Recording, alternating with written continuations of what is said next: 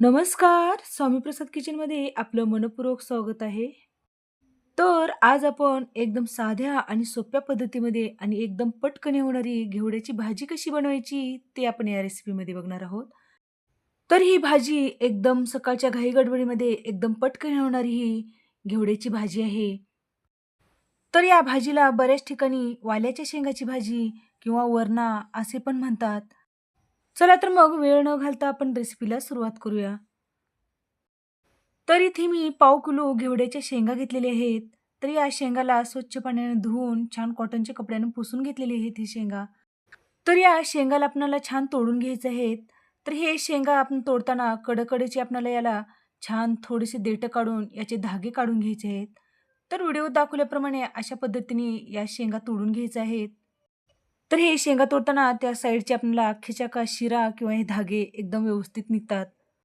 या शेंगाच्या शिरा काढून घेतल्यामुळे भाजी खाताना एकदम कचकच लागत नाही. म्हणून अशा पद्धतीने आपण कडेचे देठ काढून आपल्याला या शेंगाच्या शिरा काढून घ्यायच्या आहेत.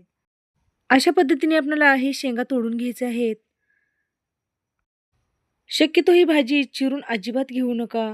अशा पद्धतीने हाताने छान तोडूनच ही भाजी घ्यायची. म्हणजे ही भाजी एकदम चवीला छान लागते आणि एकदम पटापट हे शेंगा तोडले जातात. तर अशाच पद्धतीने हे सगळ्या शेंगा आपण हे छान तोडून घेतलेले आहेत. या घेवड्याच्या शेंगाला आपल्याला छान शिजवून घ्यायचं आहे. तर इथे मी गॅसवर एक कढई ठेवलेली आहे. कढईमध्ये आपण तोडून घेतलेले शेंगा घालून आपल्याला त्याच्यामध्ये पाणी घालून घ्यायचं आहे.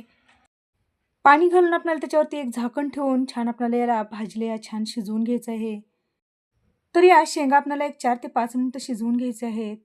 अशा पद्धतीने आपण शेंगा जर उकडून घेतल्या किंवा शिजवून घेतल्या, तर ही भाजी एकदम पटकन होते. म्हणून भाजी करताना हे शेंगा शिजवूनच घ्यायच्या आणि मग भाजी करायची.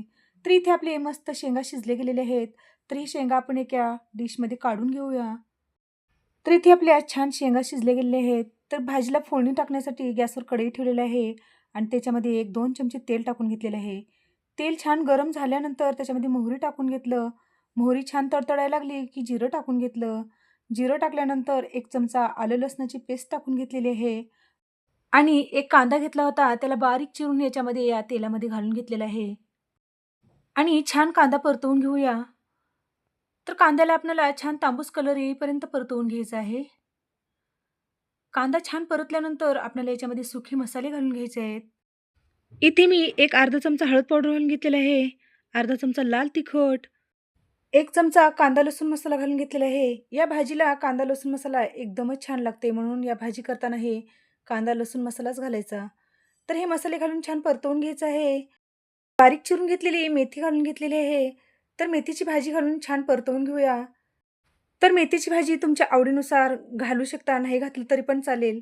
तर मेथी घालून छान या मसाल्यामध्ये परतवून घेतलेलं आहे. नंतर आपल्याला हे मसाले छान परतल्यानंतर आपल्याला याच्यामध्ये उकडून घेतलेली भाजी घालून घेतलेली आहे. नंतर चवीनुसार मीठ घालून छान या भाजीमध्ये मिक्स करून घेऊया.